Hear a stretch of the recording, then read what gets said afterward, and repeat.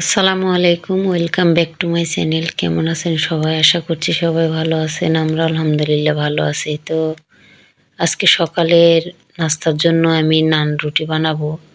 তো এখানে আমি 3 কাপ পরিমাণের ময়দা মেপে নিচ্ছি। আমার ছেলে হঠাৎ করে বলতেছে নান রুটি খাবে। তো কালকে একটু মাংস রান্না করেছিলাম, ওগুলোর একটু আছে, তো ওগুলো দিয়ে খেতে বেশ মজাই লাগবে। এর জন্য আমি নান রুটিটা বানিয়ে নিব। তো এখানে আমি পরিমাণ মতো ময়দা নিয়ে লবণ দিয়ে দিলাম সামান্য, আর 2 চামচ পরিমাণ চিনি দিয়ে দিলাম। আর এটাতে আছে ইস্ট। এই ইস্টটা আপনার পাউরুটি বানাতেও লাগে, আর নান রুটিতেও ব্যবহৃত হয়। তো আমি প্রতি কাপ পরিমাণ ময়দার জন্য হাফ চামচ পরিমাণে দিয়ে দিয়েছি। তো এখন আমি কুসুম গরম পানি দিয়ে দিলাম। এবারে আমি তেল মাখিয়ে 10 মিনিটের জন্য রেখে দিব।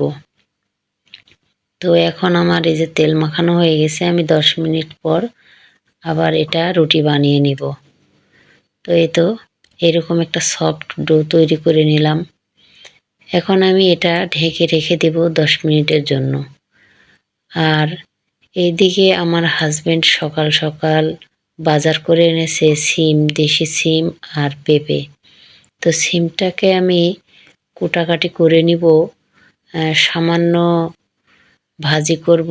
আর এদিকে ফুলকপি আছে, ফুলকপি আলু দিয়ে ঝোল করতে চাচ্ছি। তো দেখা যাক কি করা যায়।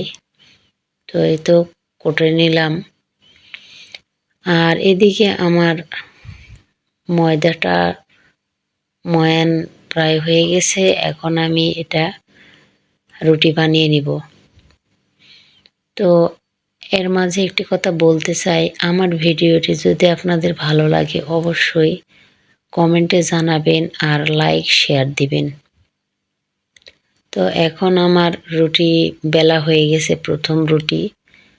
তো আমি দেখেছি যে রুটিটা আধা ঘন্টা বা 1 ঘন্টা না রেখে 10 মিনিট পর বানালে রুটিটা বেশ ফোলে। তো আমার লাইফে আমি এরকম রুটি কখনো ফোলাতে পারিনি। আজকের রুটিটা অনেক ভালো হয়েছে। তো একটা রুটি অলরেডি হয়ে গেছে, আর আমার ছেলে স্কুলে যাবে।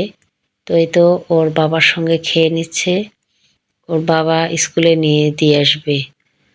তো এই তো খাওয়া দাওয়া প্রায় শেষের দিকে, আর এদিকে আমার 2 ছেলে খেলা করতেছে। তো এখন আমি নাস্তাটা করে নিব, এরপরে ছেলেদেরকে সামলে তারপরে রান্না বান্নায় যাব। এখন ওরা 2 ভাই খেলা করবে। তো এই তো আমার তরকারির জন্য মাছটাকে আমি ভালোভাবে ভেজে নিচ্ছি। আর এটা হচ্ছে রুই মাছ। ওইদিকে মাছ ভাজতে দিয়ে এদিকে আমি তেলানি করে নিচ্ছি। তো কাঁচা মরিচ আর পেঁয়াজ দিয়ে দিলাম তেলানির জন্য। এবারে আমি এটা ভালোভাবে নাড়াচাড়া করে নেব। এরপরে একটু জিরা দিয়ে দিলাম।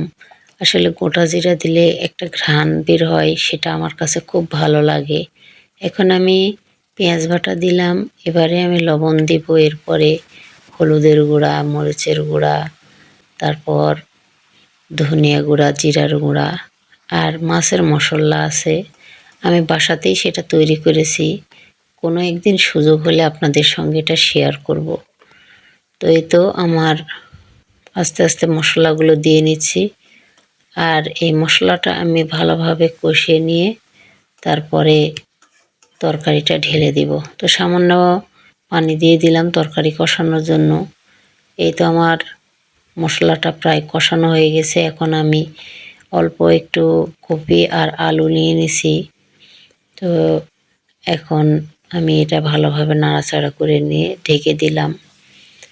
তো এইদিকে আমার মাছ ভাজাটা প্রায় শেষ, আর প্রায় দুপুর হয়ে গেছে।